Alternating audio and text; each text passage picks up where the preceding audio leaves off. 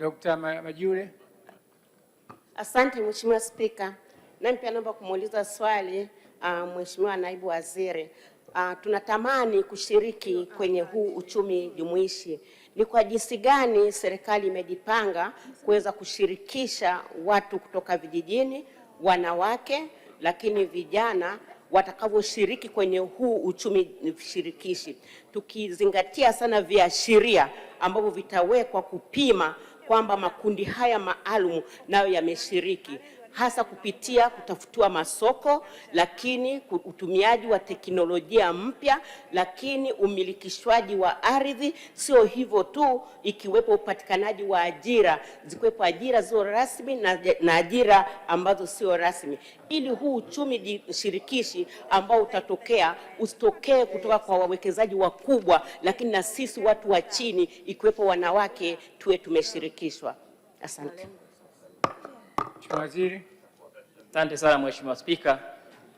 Nimshukuru sana Daktari Neema Majule kwa swali lake la nyongeza.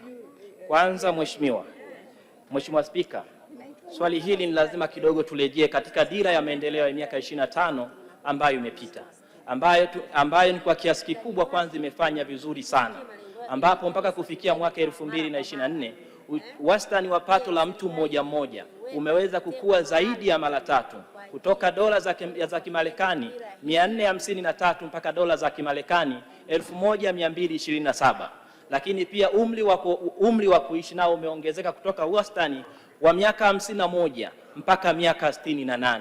Kwa maana hiyo sasa, dira hii ya miaka 25 mingine inayokuja, tumejipanga kuhakikisha kwamba makundi yote ya wanawake, ya vijana, wafanya biashara, wawekezaji nao wanaenda kuguswa na dira hii ya miaka 25 ambayo tunaenda kuanza nayo Julai 1, 2026 mpaka mwaka 2050.